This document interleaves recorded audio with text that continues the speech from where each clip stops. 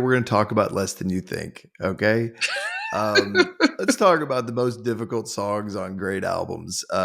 Before we do, let me just, I want to give Tweety's perspective on this. The 12-minute drone was an attempt to express the slow, painful rise and dissipation of migraine in music. Tweety said, I don't know why anyone would need to have that expressed to them musically, but it was all I had. And he says at some point it became humorous to us, at least, to have the longest song on the record be Less Than You Think. Tweety told Robert Rodifer on the radio show in 2005. And it seemed to work on a lot of different levels conceptually for us. So the original version, actually what's on the record, is a radio edit. It was originally 30 minutes long. It was intended to be the entire side of a record or an entire disc of a double record set. Some of the things in the song are these descriptive words about sound, lightly tapping, high-pitched, whatever. And there's also this element of free will, a lot of lyrics kind of meditating on this idea of free will. But man, okay, so you're throwing this one on, you're going about your day, and you're like, I'm going to throw on Ghost is Born, do the dishes. And then you get to this song and you're just like, what is happening? You start losing your mind halfway through it. And it's just like, sometimes this happens on albums, right? Like sometimes it's just like, this is a great album. And you reach this point where it's just like, now deal with this.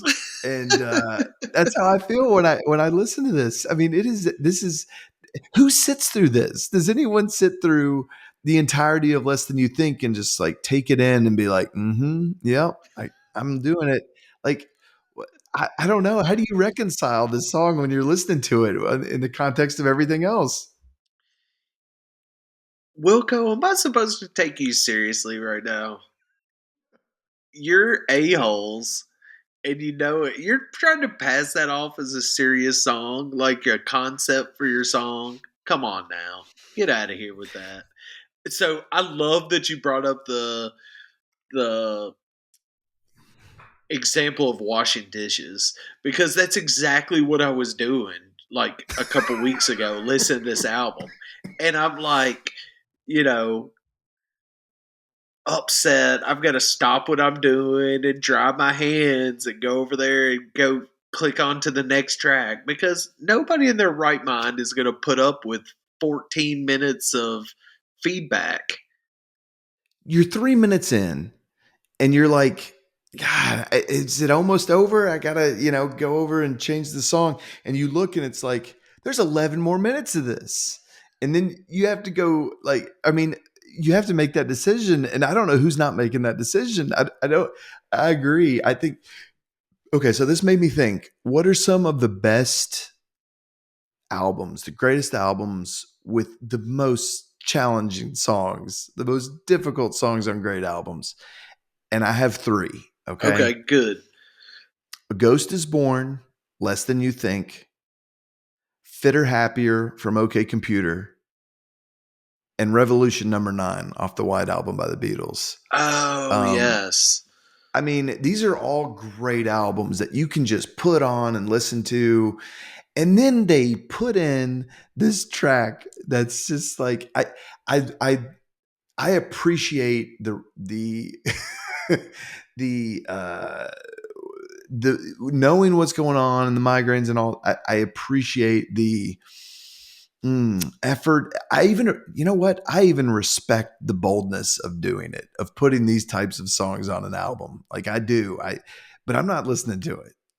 No. I can't. I Yeah. can't listen to 11 minutes of this, and I don't want to listen to Revolution Number 9. Fitter Happier is the of those. I'm so used to it, and I've heard it so many times. But again, you're in a room with someone, and you're playing an OK Computer, and Fitter Happier comes on, and they don't know this album. Like you're kind of looking for the button. You're like, before I freak everyone out in the room, I've got to hit skip to get to the next song, right? Like Right. those are the ones that I include on my list. There are more. There's like the Roy Harper song off of Led Zeppelin 3. That's a tough listen. But what do you make of it when bands put these on there? And did I leave anything off that you could think of on top of your head? I'm not a fan of this. Uh, I mean, gosh, it seems like that was something older, like gimmicky, like, hey, let's do something silly, Remember this one album, they did this, let's do something too. And seems like, a lot of albums from the 90s had some kind of like, we went through that there's a hidden track phase, Right. um And they were very rarely good. right. So I can't think of anything off the top of my head, but yeah, I'm not a fan of this. Don't need it. I'm like you. I'm okay if you put it on there. I'm not too inconvenienced to skip a track, but yeah, what in the world are we doing? Also, why not make it the last track? Why Yes, not make it the last track? So you can just like, okay, the feedback started, I'm done. I'm gonna hit stop now, and then you can finish it out. But instead, they take the late greats and they put it after the 14 minutes of feedback.